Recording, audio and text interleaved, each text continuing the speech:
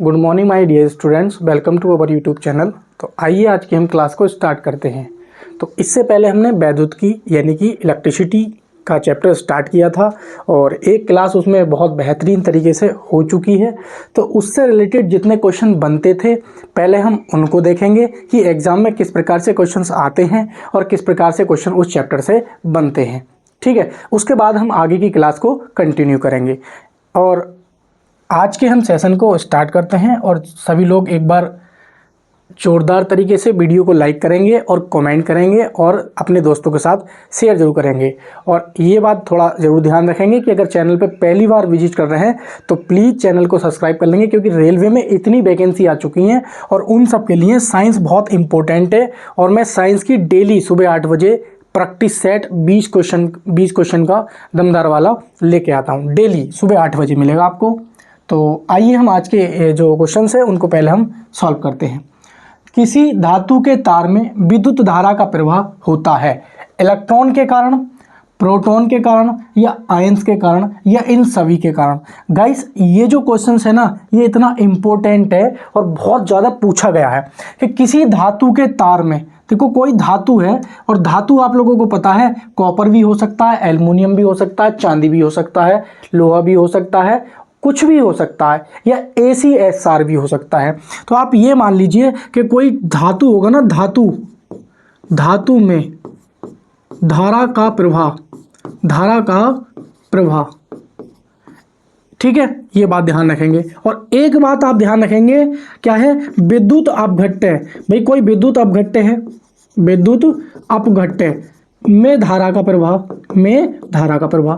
तो आप लोग एक चीज ध्यान रखनी है कि कभी आपसे पूछता है कि धातु में धारा का प्रवाह, ये आप सब लोग जानते हैं, क्या सब जानते हैं कि इलेक्ट्रॉन प्रवाह की दर को हम क्या कहते हैं, विद्युत धारा कहते हैं, या इलेक्ट्रॉन प्रवाह की दर को हम क्या कहते हैं, विद्युत धारा हम कहते हैं। और बेहतर ढंग से कहना चाहें तो जो हमारे कोई एटम के बाहरी कोश में कुछ इलेक्ट्रॉन्स होते हैं, उन्हें मुक्त इलेक्ट्रॉन्स यानी कि फ्री इलेक्ट्रॉन्स कहते हैं। तो फ्री इलेक्ट्रॉन्स प्रवाह की दर को ही हम क्या कहते हैं, विद्युत धारा कहते हैं। तो इलेक्ट्रॉनों के कारण, प्रोटॉनों के कारण, आयन के कारण, इन सभी के कारण।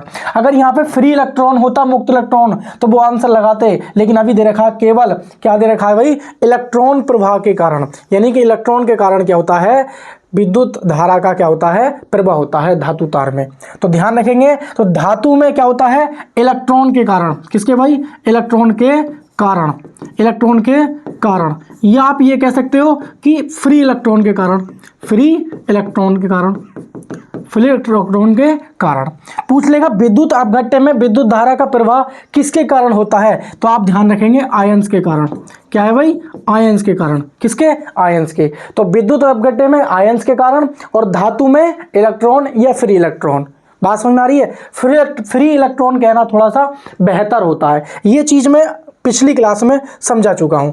आइए चलते हैं नेक्स्ट क्वेश्चन पर। क्वेश्चन नंबर 2 हमसे क्या कहता है, इसके बारे में आप पढ़ेंगे और इसका जवाब देंगे।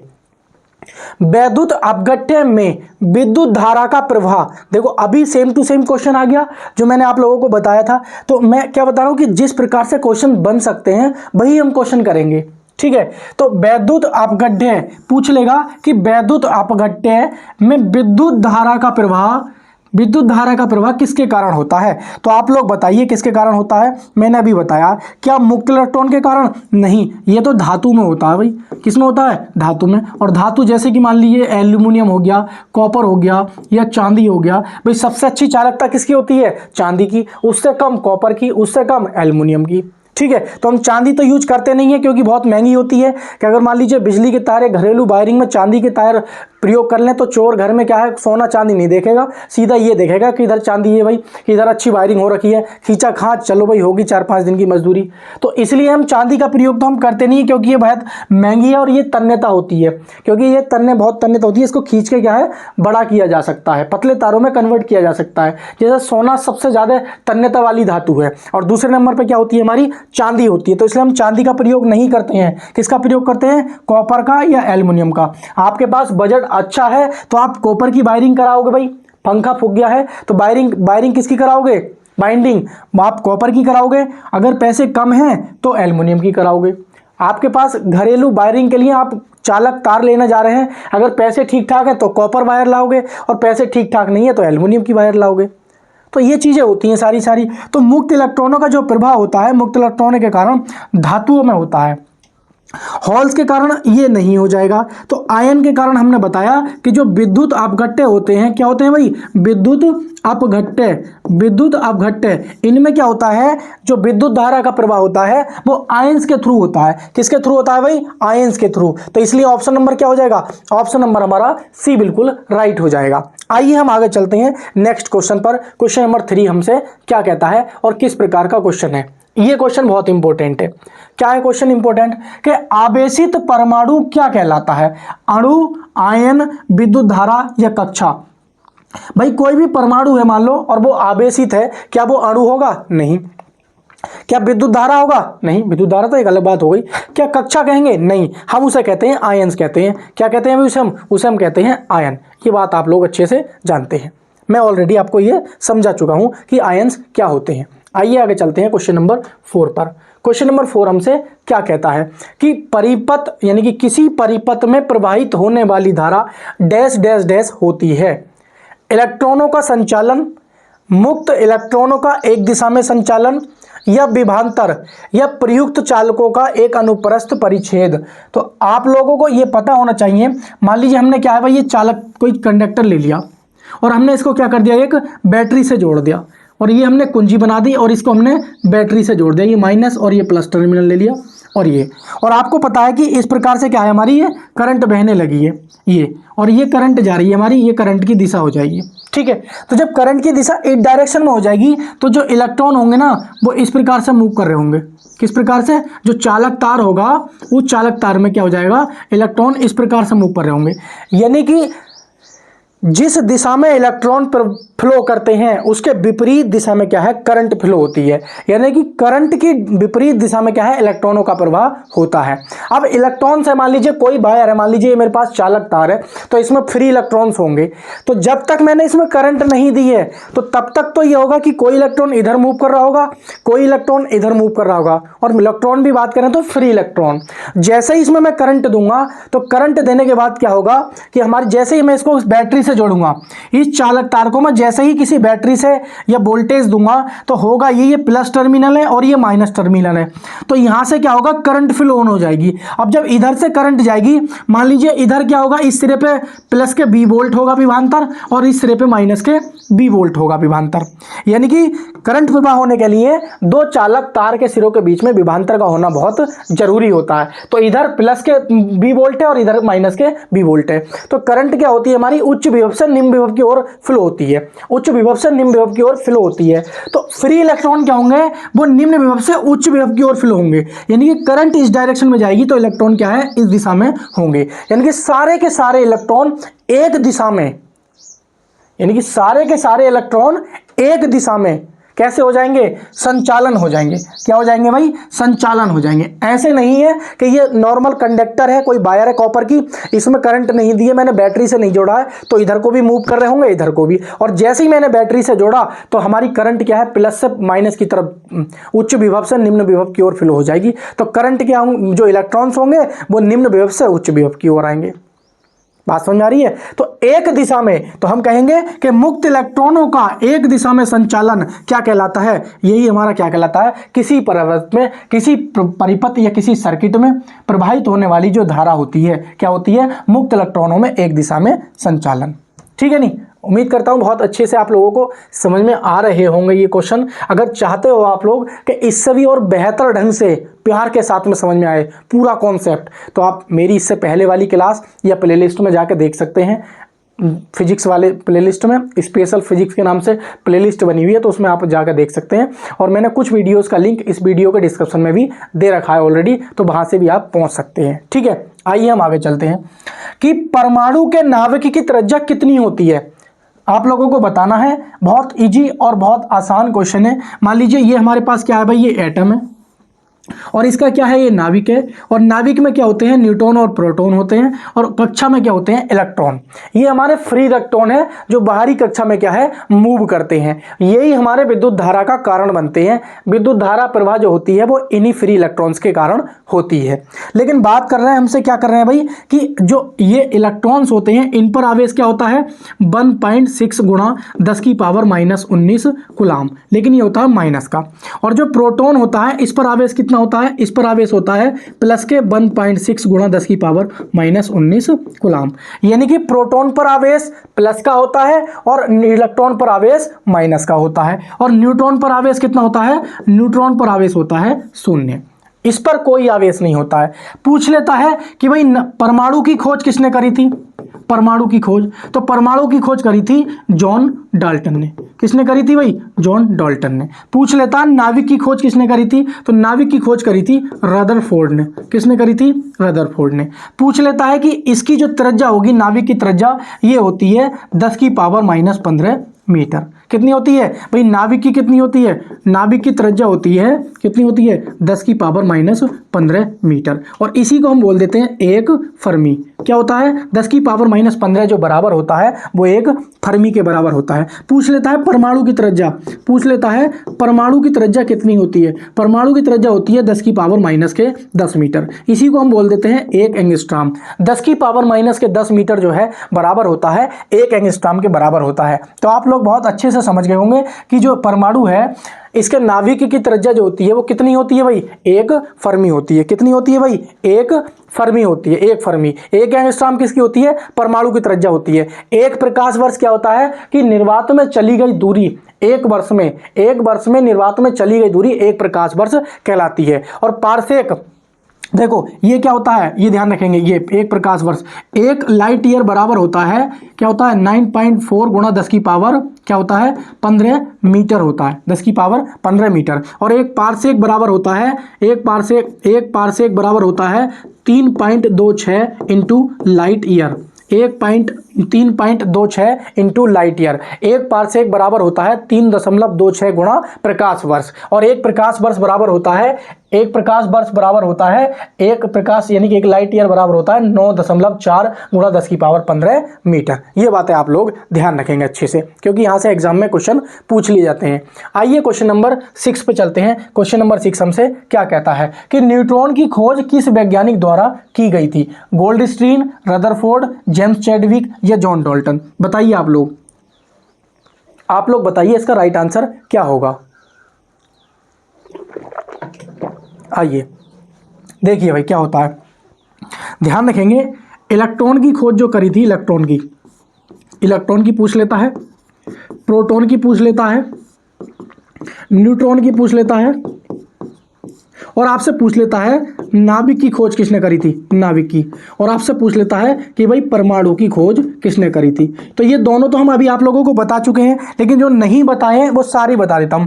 तो आपने एक ट्रिक सुनी होगी, ईंट पर नाच, ये पढ़ाई गई होगी आपको हाई स्कूल में पक्का। अगर आपको ये याद है तो थोड़ा आसान हो जाता है। तो ई से क्या होता है इलेक्ट्रॉन, और टे से होता है जे टॉमसन। क्या होता है भाई, जे इलेक्ट्रॉन की खोज किसने करी थी, जे टॉमसन। और इसके जो नामकरण क्या था ना, नामकरण ये पूछ लेता है, नामकरण ध्यान रखने, स्टोनी नाम के एक व्यक्ति थे। जैसे हमारा क्या है, प्रोटॉन की खोज किसने करी थी, गोल्डस्टीन ने करी थी। किसने करी थी भाई, गोल्डस्टीन ने करी थी। लेकिन इनका जो नामकरण किया था, वो किसने किया था, वो नामकरण किया था रदरफोर्ड साहब ने करा था, रदरफोर्ड साहब ने। तो वैसे ही इलेक्ट्रॉन की खोज करी थी जे टॉमसन ने, और इसका नामकरण जो किया था स्टोनी ने किया था। वैसे ही प्रोटॉन की खोज की थी गोल्डस्टीन ने, और इनका नामकरण किया था रदरफोर्ड ने। अगर पूछ लेता है न्यूट्रॉन की खोज किसने करी थी, तो न्यूट्रॉन की खोज करी थी जॉर्ज चैडविक ने। किसने करी थी भाई, जॉर्ज चैडविक ने। और नाभिक की खोज अभी हम बता चुके हैं, नाभिक की खोज की थी रदरफोर्ड ने। और परमाणु की खोज किसने करी थी, जॉन डाल्टन ने। किसने भाई, जॉन डाल्टन ने। तो जॉन डाल्टन ने किसकी खोज करी थी? परमाणु की खोज करी थी। इसकी त्रिज्या अभी बता चुके हैं हम कितनी होती है, 10⁻⁻15 मीटर। ये हम बोल देते हैं 1 फर्मी के बराबर होती है। और इसकी हम बता चुके हैं परमाणु की 10⁻10 मीटर यानी कि 1 एंगस्ट्रॉम के बराबर होती है। तो आपसे पूछा है कि भाई न्यूट्रॉन की खोज किसने करी थी, तो न्यूट्रॉन की खोज आप लोग बता दोगे कि साहब न्यूट्रॉन की खोज जो करी थी किसने करी थी? न्यूट्रॉन की खोज करी थी जॉर्ज चैडविक ने। किसने भाई? जॉर्ज चैडविक है, जॉर्ज चैडविक, यानी कि ऑप्शन नंबर सी हमारा क्या हो जाएगा? राइट आंसर हो जाएगा। बात समझ में आ रही है? ऑप्शन नंबर क्या हो जाएगा हमारा? बिल्कुल सही उत्तर हो जाएगा। आइए हम चलते हैं क्वेश्चन नंबर नेक्स्ट की तरफ। क्वेश्चन नंबर 7 हमसे क्या कहता है कि किसी इलेक्ट्रॉन या प्रोटॉन को समझो, किसी इलेक्ट्रॉन, कोई इलेक्ट्रॉन है या फिर कोई प्रोटॉन को हम इन दोनों को किसके पास ले जाएं? हम इन दोनों को न्यूट्रॉन के पास ले जाएं। यानी कि या तो कोई इलेक्ट्रॉन हो या फिर कोई प्रोटॉन हो और इसको हम किस पे ले जाएं भाई? न्यूट्रॉन के पास ले जाएं। तो आप लोगों को पता है कि इलेक्ट्रॉन और प्रोटॉन, माने कि जब आप लोग जानते हैं कि जब दो आवेश हैं, अगर सेम साइन के दो आवेश हैं उनको पास लाएंगे तो क्या करेंगे? वो प्रतिकर्षित करेंगे। अगर अपोजिट आवेश हैं दोनों को पास लाओगे तो वो क्या करेंगे? अट्रैक्ट करेंगे। यानी कि उनमें क्या है? सेम साइन लाने पर क्या होता है? रिपेल करते हैं और अपोजिट साइन के दो आवेश को पास लाने पर अट्रैक्ट करते हैं। लेकिन इनमें आकर्षण और प्रतिकर्षण होता है। लेकिन आप लोग बहुत अच्छे से समझ गए होंगे। क्या समझ गए होंगे भाई? इलेक्ट्रॉन पर आवेश कैसा होता है? नेगेटिव। और इस पर आवेश कैसा होता है? पॉजिटिव। और न्यूट्रॉन पर कैसा होता है? आवेशित। कैसा होता है? 0 होता है। तो आप क्या करोगे? अगर आप इलेक्ट्रॉन को न्यूट्रॉन के पास लाओगे तो ना तो आकर्षण होगा ना प्रतिकर्षण होगा। अगर आप प्रोटॉन को न्यूट्रॉन के पास लाओगे तब भी ना तो आकर्षण होगा ना प्रतिकर्षण होगा। यानी कि जब हम किसी प्रोटॉन को किसी न्यूट्रॉन के पास लाते हैं तो ना तो अट्रैक्शन होता है और ना ही प्रतिकर्षण होता है। सेम टू सेम इलेक्ट्रॉन का साथ यही केस है कि जब इलेक्ट्रॉन को किसी न्यूट्रॉन के पास लाते हैं तो ना तो अट्रैक्ट करते हैं ना ही रिपेल करते हैं। ये बात आप लोग ध्यान रखेंगे। तो केवल आकर्षण होगा? ये नहीं। केवल प्रतिकर्षण होगा? नहीं। आकर्षण एवं प्रतिकर्षण दोनों होगा? इनमें से कोई नहीं, क्योंकि हमारा ऑप्शन क्या है भाई? ना तो आकर्षण होगा और ना प्रतिकर्षण होगा। आप लोगों को पता है कि आकर्षण और प्रतिकर्षण होने के लिए दोनों पर, एक पर प्लस चार्ज और एक पर माइनस चार्ज, या फिर दोनों पर प्लस प्लस चार्ज या दोनों पर माइनस माइनस चार्ज होने चाहिए। जबकि न्यूट्रॉन पर क्या है? कोई आवेश नहीं होता है और ये क्या होता है? ये उदासीन होता है। कैसा होता है भाई? उदासीन होता है। ये बात आप ध्यान रखेंगे। तो 7 में का ऑप्शन नंबर क्या हो जाएगा हमारा? बिल्कुल सही उत्तर हो जाएगा, डी ऑप्शन बिल्कुल करेक्ट हो जाएगा। आइए क्वेश्चन नंबर 8 पर चलते हैं। क्वेश्चन नंबर 8 क्या कहता है? प्रकृति में सबसे मजबूत बल निम्न में से कौन सा है? गुरुत्वाकर्षण बल, नाविक बल, प्रतिबल या भार? आप लोगों को बताना है कि जो प्रकृति है ना, प्रकृति, नेचर, तो नेचर में सबसे मजबूत बल कौन सा है, और आप लोगों को यह भी बताना है कि सबसे कमजोर बल कौन सा है। तो मेरी बात को ध्यान रखेंगे। सबसे अगर मजबूत बल पूछेगा ना आपसे, क्या है भाई सबसे मजबूत बल, तो मजबूत बल या फिर प्रबल बल। तो आप लोग ध्यान रखेंगे, मजबूत बल या प्रबल बल है नाभिकीय बल।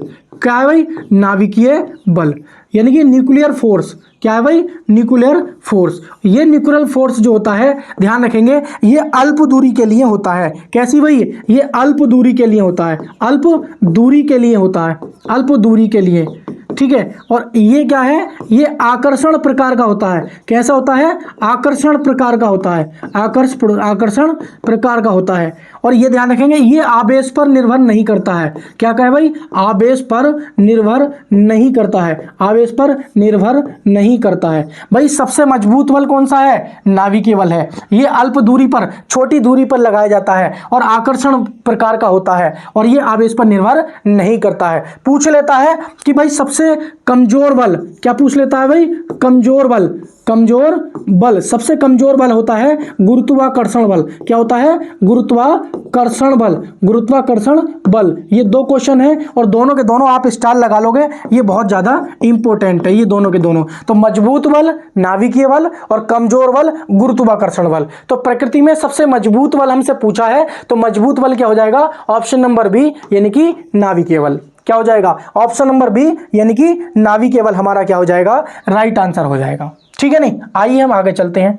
क्वेश्चन नंबर 9 की तरफ। क्वेश्चन नंबर 9 हमसे क्या कहता है कि नाविक का निर्माण किसके संयोग से होता है। भाई बिल्कुल अभी हम बता चुके हैं कि ये हमारे पास क्या है भाई, ये परमाणु है, और ये क्या है हमारे पास न्यूट्रॉन और प्रोटॉन होते हैं यहाँ पे, और यहाँ पे क्या होते हैं, इलेक्ट्रॉन होते हैं। तो नाभिक में क्या होते हैं, नाभिक में जो परमाणु के अंदर होता है उसमें क्या होते हैं, न्यूट्रॉन और प्रोटॉन होते हैं। तो न्यूट्रॉन व इलेक्ट्रॉन ये नहीं होगा, इलेक्ट्रॉन व प्रोटॉन ये नहीं होगा, प्रोटॉन व न्यूट्रॉन ये सही है, ऑप्शन नंबर बी। इनमें से कोई नहीं, ये नहीं लगाएंगे, तो ऑप्शन नंबर बी क्या हो जाएगा, बिल्कुल करेक्ट आंसर हो जाएगा। ऑप्शन नंबर बी क्या हो जाएगा भाई, बिल्कुल करेक्ट आंसर हो जाएगा। आइए हम आगे चलते हैं, आगे नेक्स्ट क्वेश्चन पे।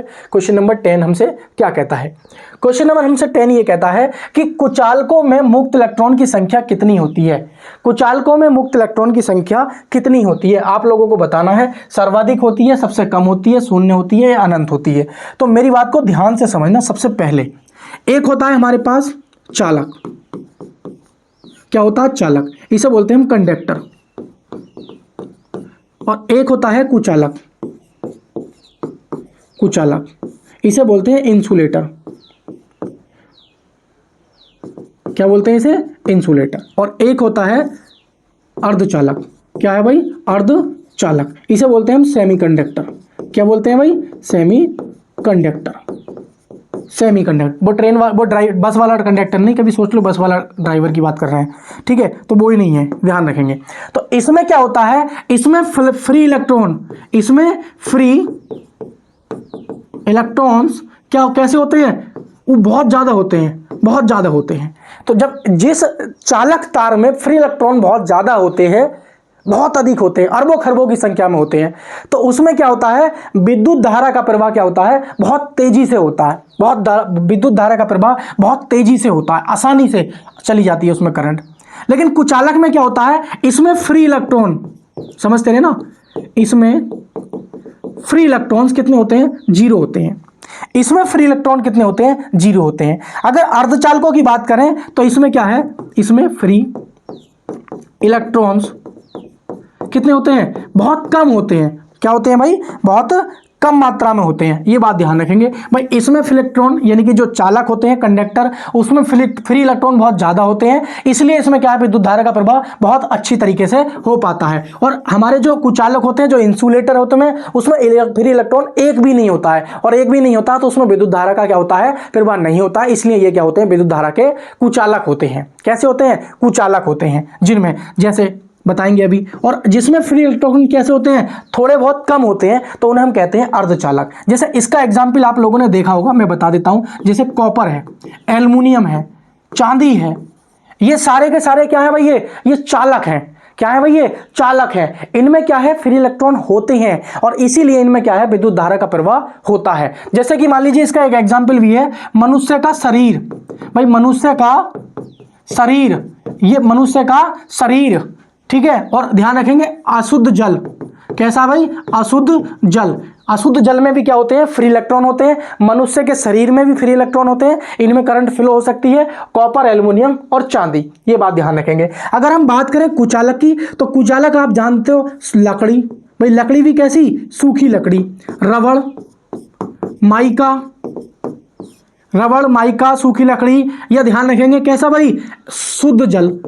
क्या है भाई, शुद्ध जल। अगर शुद्ध जल है आपके पास में, तो वो भी क्या है, कुचालक का काम करेगा, उसमें करंट फ्लो नहीं होगी। क्यों नहीं होगी, क्योंकि उसमें फ्री इलेक्ट्रॉन कैसे होते हैं, शून्य। तो सूखी लकड़ी हुई, रबड़ हुई, माइका हुई, शुद्ध जल। देखा होगा किसी को करंट पकड़ लेता है तो कहा जाता है कि सूखी लकड़ी से उसको मार के छुटाओ, तेजी से उसके हाथ में मारो सूखी लकड़ी और वो छुट जाएगा। क्योंकि सूखी, अगर गीली लकड़ी प्रयोग करोगे तो जैसे ही उसके हाथ पे गीली लकड़ी लगेगी तो उसमें क्या है, करंट फ्लो हो जाएगी। क्योंकि गीली लकड़ी में क्या होता है, वाटर, और वाटर में क्या होता है, वो लकड़ी के वजह से अशुद्धि मिल जाएगी और उसमें करंट फ्लो हो जाएगी। तो इसीलिए कहते हैं कि शुद्ध जल विद्युत धारा का क्या होता है, शुद्ध जल विद्युत धारा का कुचालक होता है, और जो अशुद्ध जल है तो विद्युत धारा का चालक होता है। अब जैसे कि आपने देखा होगा कि अर्धचालक, जैसे सिलिकॉन हुआ, जर्मेनियम हुआ, इसमें क्या होते हैं, फ्री इलेक्ट्रॉन्स होते हैं लेकिन कम मात्रा में होते हैं, तो इसलिए इनमें क्या है, विद्युत धारा का प्रवाह थोड़ा अच्छे से नहीं हो पाता है। तो चालक, कुचालक और अर्धचालक, इन तीनों में जो रोल होता है, जो विद्युत धारा के प्रवाह को हम समझते हैं, वो समझते हैं फ्री इलेक्ट्रॉन के कारण, मुक्त इलेक्ट्रॉनों के कारण। तो इसमें पूछा है कि कुचालकों में मुक्त इलेक्ट्रॉनों की संख्या कितनी होती है। तो कुचालकों में कितनी होती है? कुचालकों में होती है सर जी शून्य। कितनी होती है? बिल्कुल शून्य। तो ऑप्शन नंबर क्या हो जाएगा? ऑप्शन नंबर हो जाएगा हमारा डी हो जाएगा। ऑप्शन नंबर क्या हो जाएगा भाई? डी हो जाएगा। आप लोग इसका स्क्रीनशॉट लेंगे और बेहतरीन तरीके से समझेंगे। ठीक है, आइए हम आगे चलते हैं, अपनी क्लास को आगे बढ़ाते हैं। तो ये क्वेश्चन है, एक लास्ट क्वेश्चन हो रहा है, ये इंपॉर्टेंट है। तो जितने हमने पिछली क्लास में टॉपिक पढ़ाए थे, पिछली क्लास में, तो उससे जितने क्वेश्चंस बने वो हमने आपके सामने पेश कर दिए हैं। आइए आगे चलते हैं।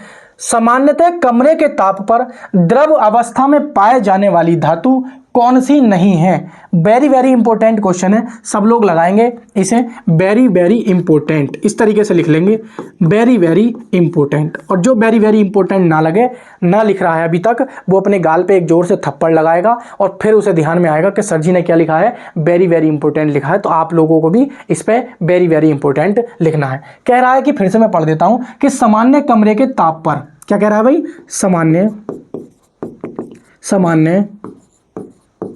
कमरे के ताप पर द्रव अवस्था में पाए जाने वाली एक आपको बतानी है धातु और एक आपको बतानी है अधातु। ये यहां से क्वेश्चन पूछता है। तो आप लोग सबसे पहले तो ये ध्यान रखो, धातु क्या है? एक है हमारे पास पारा, और एक है हमारे पास सीजियम, और एक है आपके पास गैलियम। ये तीन ऐसी धातु हैं, ये धातु हैं। और अधातु में पूछेगा तो ब्रोमीन। क्या है भाई? ब्रोमीन, इसलिए हमने बताया था। तो आप लोगों से अगर पूछता है कि सामान्यतः कमरे के ताप पर द्रव अवस्था में पाए जाने वाली जो धातु है, धातु मेटल, वो पारा है, सीजियम है, गैलियम है। और नॉन मेटल पूछेगा अधातु, तो ब्रोमीन है। बात समझ में आई? तो ब्रोमीन क्या हो जाएगा? ये अधातु हो जाएगा। तो इसमें पूछा है कि पाए जाने वाली पाए जाने वाली धातु इनमें से कौन सी नहीं है? भाई पाए जाने वाली धातु इनमें से कौन सी नहीं है। तो धातु जो होंगी नहीं होंगी, भाई ब्रोमीन हमें पता है कि ब्रोमीन हमारी कैसी है? ये है हमारी अधातु। क्या है भाई? ये है हमारी अधातु। और ये हमारी क्या है? ये धातु है। भाई धातु है सीजियम, ये भी हमारी धातु है, और ये भी हमारा पारा क्या है भाई? ये भी हमारा पारा धातु है। तो राइट आंसर क्या हो जाएगा? राइट आंसर हो जाएगा सी। राइट आंसर क्या हो जाएगा? सी। तो आइए बस इतने ही क्वेश्चन थे, हम अब आगे चलते हैं। इनको हम फिर करेंगे नेक्स्ट क्लास में, बाकी हम अब अपनी क्लास को आगे कंटिन्यू करते हैं। तो उम्मीद करता हूँ आप लोगों को यहाँ तक पूरी क्लास बहुत बेहतरीन तरीके से और बेहतरीन ढंग से समझ में आई होगी।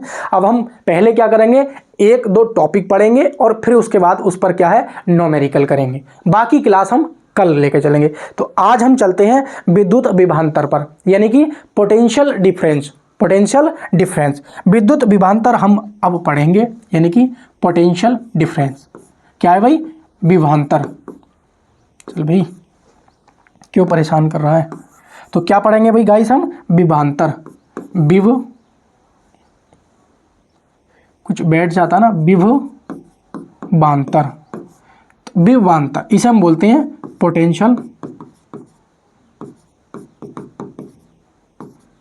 पोटेंशियल कुछ कीड़े वगैरह बैठ जाते हैं ना बोर्ड पे, तो थोड़ी सी प्रॉब्लम्स हो जाती है कभी कभी। पोटेंशियल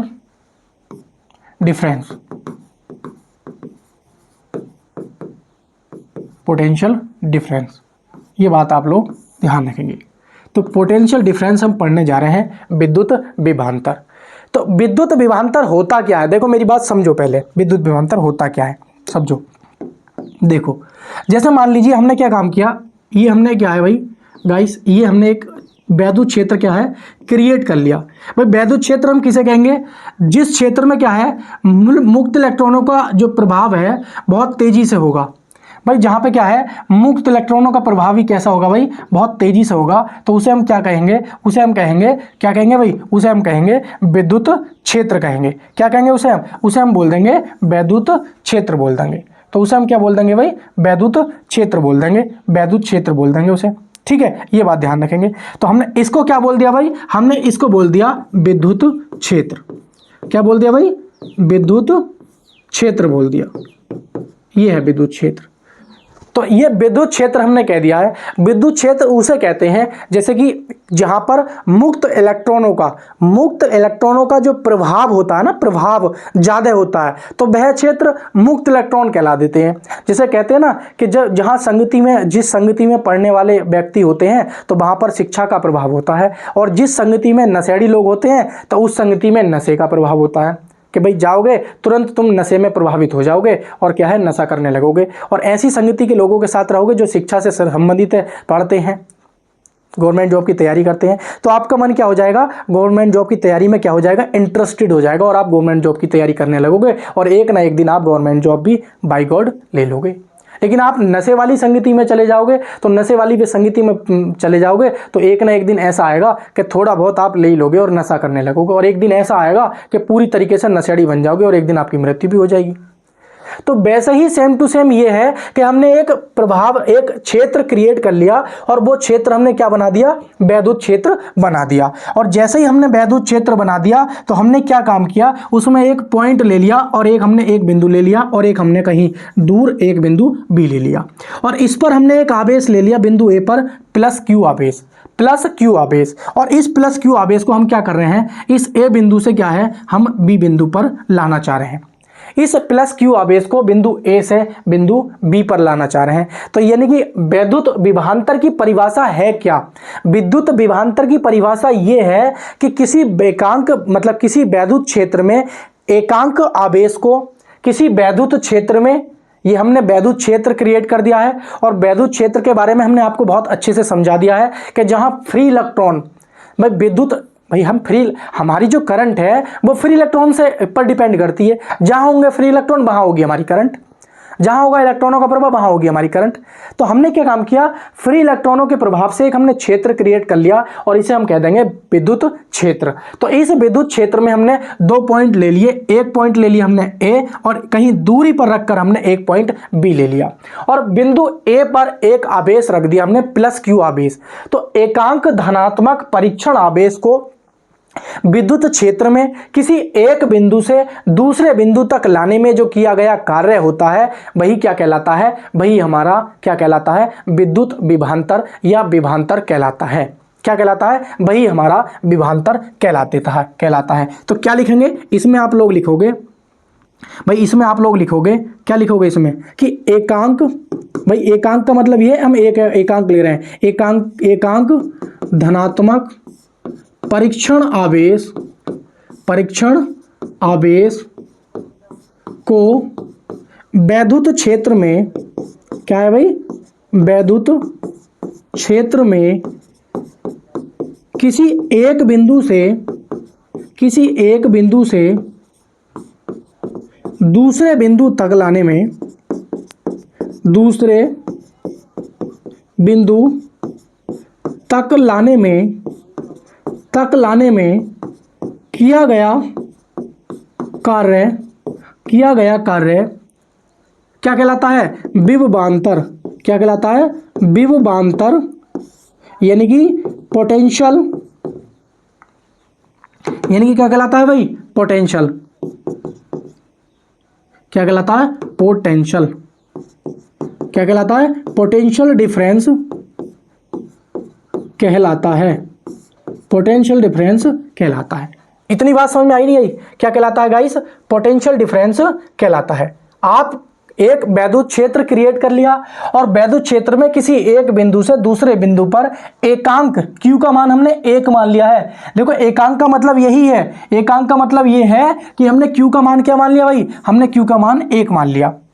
प्लस आवेश है, तो एकांक आवेश को किसी एक बिंदु से दूसरे बिंदु में लाने में गया जो किया गया कार्य है वो क्या कहलाएगा, विद्युत विभवांतर कहलाता है। तो हम जानते हैं कि B बराबर क्या होता है, डेल्टा B बराबर क्या होता है, डेल्टा B बराबर होता है भाई, हम मानेंगे कि इसका वोल्टेज हम क्या मानेंगे भाई, V1 होगा, और इसका वोल्टेज क्या होगा भाई, V2 होगा। तो हमने क्या काम कर दिया कि डेल्टा B बराबर होता है V2 माइनस V1, क्योंकि विद्युत धारा का प्रवाह होने के लिए किसी दो चालक तारों के बीच में विद्युत विभवांतर मतलब विद्युत विभवांतर में अंतर होना जरूरी है। यानी कि एक सिरे पर प्लस आवेश प्लस वोल्टेज होनी चाहिए, एक सिरे पर माइनस में वोल्टेज होना चाहिए। यानी कि एक सिरे पर विभवांतर ज्यादा होना चाहिए और एक सिरे पर विभवांतर कम होना चाहिए, क्योंकि विद्युत धारा जो प्रवाह होती है वो उच्च विभव से निम्न विभव की ओर होती है। विद्युत धारा का जो प्रवाह होता है वो उच्च विभव से निम्न विभव की ओर होता है। इसलिए चालक तार के सिरों पर विभवांतर होना जरूरी है,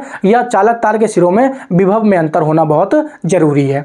तो यही बात हमने दिखाई है कि इधर है V1 और इस पर है V2। ये हमने क्या है, विभव दिखा दिया है। तो जो अगर हम डेल्टा विभव निकालेंगे, दोनों के बीच का जो अंतर कितना आ जाएगा वोल्टेज में वो निकालेंगे, तो ये जो विभव होगा ये उस चालक तार को एक सिरे से दूसरे सिरे तक लाने में जो किया गया कार्य होगा, ठीक है। और नीचे क्या लिखेंगे हम, आवेश। अगर एकांक आवेश मान लेंगे तो ये बंद हो जाएगा, तो जितना कार्य होगा वही हमारा क्या कहलाएगा, विद्युत विभव या विद्युत विभवांतर कहलाएगा, ठीक है। आप लोग जानते हैं कार्य का मात्रक क्या होता है भाई, जूल होता है, और आवेश का मात्रक क्या होता है, आवेश का मात्रक होता है कूलाम। क्या होता है, कूलाम। तो इसका मात्रक बन जाएगा, आप लोग ध्यान रखेंगे, इसका मात्रक बन जाएगा जूल प्रति कूलाम, जूल प्रति कूलाम। भाई विद्युत विभवांतर का मात्रक क्या होता है, जूल प्रति कूलाम, या आप ये भी कह सकते हैं, क्या कह सकते हैं, वोल्ट। भाई इसका वोल्ट भी तो एक मात्रक होता है।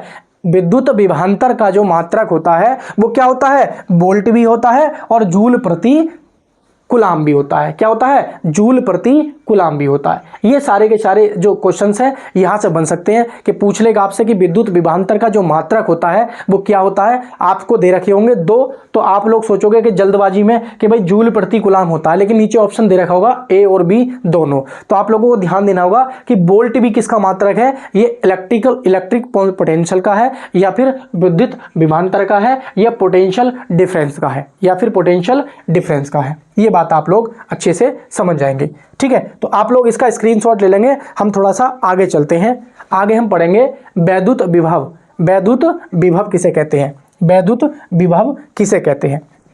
अभी हमने पढ़ा पोटेंशियल डिफरेंस यानी कि वैद्युत विभवांतर, अब पढ़ेंगे हम वैद्युत विभव।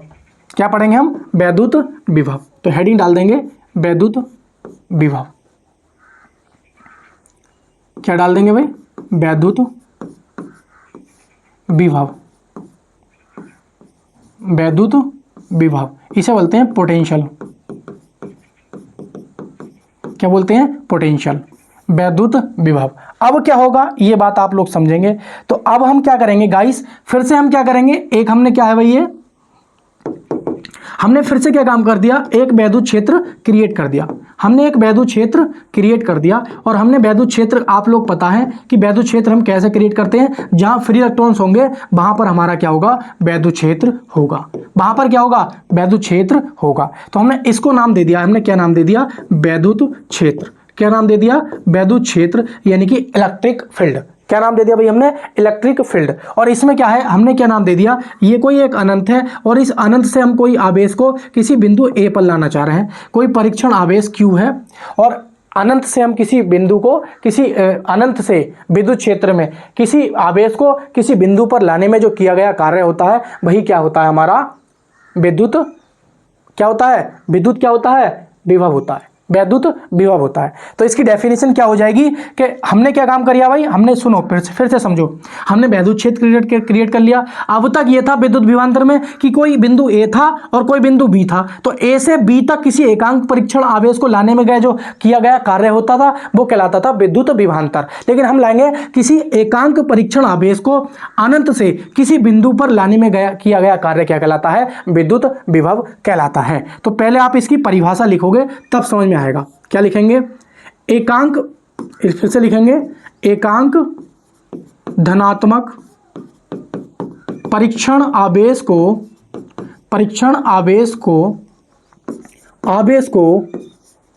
वैद्युत क्षेत्र में, क्या है भाई, वैद्युत क्षेत्र में अनंत से एक बिंदु पर लाने में किया गया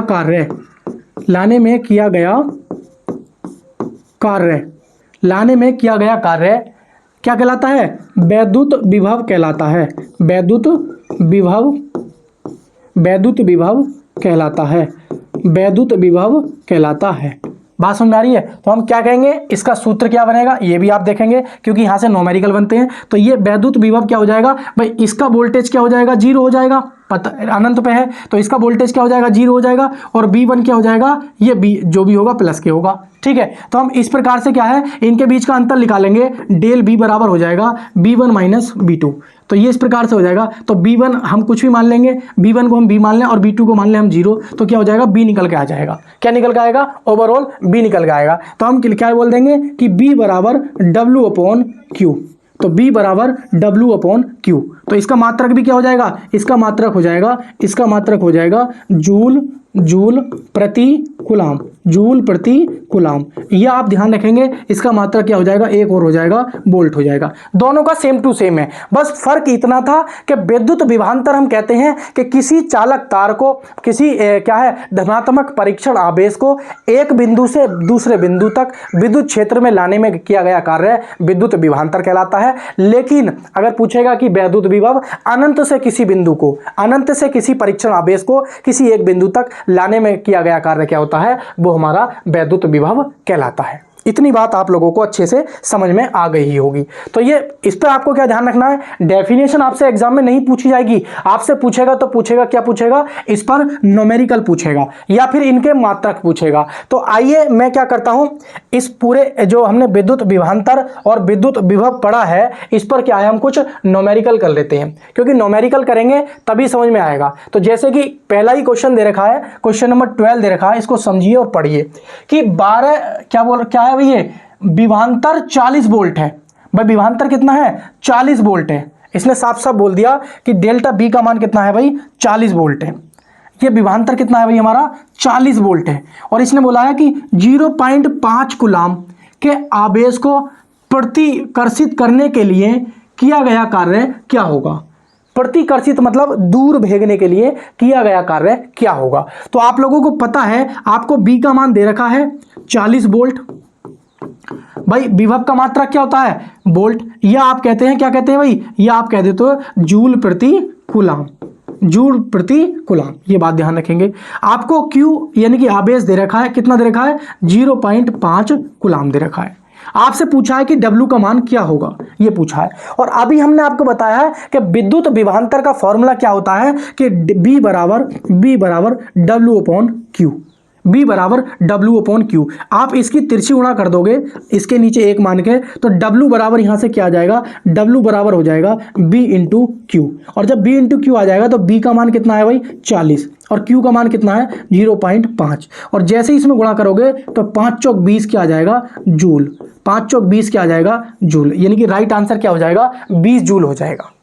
तो इस प्रकार से आपके रेलवे ग्रुप डी हुआ या एएलपी टेक्नीशियन हुआ या आरपीएफ में इतने न्यूमेरिकल नहीं आते हैं, लेकिन ग्रुप डी, एएलपी और टेक्नीशियन या एनटीपीसी, इनमें तो भर भर के क्या है, न्यूमेरिकल साइंस के पूछे जाते हैं। तो आप लोगों को अगर नौकरी लेनी है तो इन न्यूमेरिकलों से पार होना पड़ेगा। तो इसका राइट आंसर क्या हो जाएगा, 20 जूल। धोखे में ओम भी लिखा हुआ है, देखो धोखे में ओम भी लिखा हुआ है, ये नहीं होगा 25 जूल, ये नहीं होगा 25 ओम, नहीं होगा। तो परेशान करने के लिए आप जल्दीबाजी में, कभी कभी क्या होता है एग्जाम में यही समस्या आती है कि हम कर तो लेते हैं क्वेश्चन को सॉल्व और जल्दी जल्दी लगाने की जल्दी होती है, देखा 20 ठोक दिया, ये नहीं देखा उसके पीछे मात्रक जूल लगा हुआ है या फिर ओम लगा हुआ है। तो कहीं ना कहीं हमें ये भी कमियां हमें देखने को मिलती है, जिसकी वजह से 1 या 2 नंबर हमारे कम आते हैं, जानबूझ के कम आते हैं। तो उन पर भी अगर थोड़ा सा आप ध्यान दोगे तो आगे कभी ऐसा कुछ सामना करने को मिलेगा नहीं कि आपके मार्क्स कम आ रहे हैं। तो 12 वोल्ट का विभवांतर होने वाले 2 बिंदुओं के बीच किया गया कार्य 36 जूल है। तो उन बिंदुओं के बीच बहने वाला विद्युत आवेश क्या होगा, आप लोग बताइए। तो देखो हमें क्या है भाई, फिर से B का मान दे रखा है 12 वोल्ट विभवांतर और उन पर किया गया कार्य दे रखा है 36 जूल, और आपसे क्या है, विद्युत आवेश Q का मान पूछा है। तो W का मान हमें दिया हुआ है, क्या दे रखा है भाई, 36 जूल दे रखा है, 36 जूल दे रखा है। और आपको B का मान दे रखा है, कितना दे रखा है भाई, 12 वोल्ट, कितना दे रखा है, 12 वोल्ट। और आपसे Q का मान पूछा है इस बार। तो आपको पता है, क्या पता है भाई, B बराबर होता है W अपॉन Q। और जब B का मान कितना है, 12 वोल्ट, और W का मान कितना है भाई 36 और Q का मान E हो जाएगा। तो आप लोग इसे कट कर लोगे और जैसे ही कट करोगे तो क्या हो जाएगा, 12 का ना 12 और 12 तिया 36। तो आप क्रॉस मल्टीप्लाई करोगे तो Q बराबर हो जाएगा 3 कूलाम। Q बराबर क्या हो जाएगा गाइस, 3 कूलाम। यानी कि ऑप्शन नंबर क्या हो जाएगा, राइट आंसर बिल्कुल करेक्ट हो जाएगा। ऑप्शन नंबर क्या हो जाएगा, तीसरा बिल्कुल सही हो जाएगा। बात समझ में आ रही नहीं आ रही है? तो आप लोग इसका स्क्रीनशॉट ले लेंगे या इन न्यूमेरिकल को आप नोट करेंगे। भाई नोट तो करोगे ही, जब आप फिजिक्स हमसे पढ़ रहे हो तो नोट तो करोगे ही, और नोट नहीं करोगे तो काम कैसे चलेगा। तो मैं नोट्स मेरे पास है, लेकिन मैं देने में विश्वास नहीं रखता हूँ। जो बच्चा समझदार है, जो पढ़ने में मतलब रुचि रखता है, तो वो नोट्स अपने खुद बनाएगा।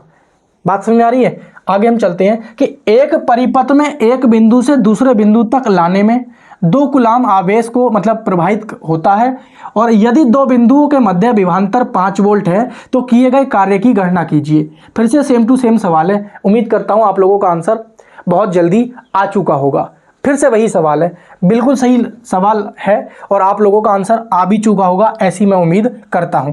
जिन लोगों का नहीं आया एक बार फिर से देखेंगे। भाई आवेश कितना दे रखा है हमारे पास, 2 कूलाम। तो Q का मान कितना दे रखा है, 2 कूलाम। और विभवांतर कितना दे रखा है भाई, 5 वोल्ट। तो B का मान कितना है भाई, B का मान है 5 वोल्ट दे रखा है। आपसे पूछा है किया गया कार्य क्या होगा। तो अभी हमने बताया था B बराबर क्या होता है, B बराबर होता है W/Q। अगर हम कार्य का मान निकालेंगे तो B इंटू Q। तो B इंटू Q, B का मान कितना है भाई 5 और Q का मान कितना है 2। तो ये हो जाएगा 10, क्या हो जाएगा भाई 10 जूल हो जाएगा। कितना हो जाएगा, 10 जूल। तो 10 जूल आपका क्या हो जाएगा, बिल्कुल राइट आंसर, यानी कि ऑप्शन नंबर ए बिल्कुल करेक्ट आंसर हो जाएगा। ऑप्शन नंबर ए क्या हो जाएगा, बिल्कुल करेक्ट आंसर हो जाएगा। तो गाइस आज की क्लास हम यहीं पे समाप्त करते हैं, काफ़ी लंबी क्लास हो जाएगी, और बाकी का हम आगे का जो सिलेबस है वो हम अगली क्लास में पढ़ेंगे। तो आप लोग यहाँ तक देखें उसके लिए थैंक यू।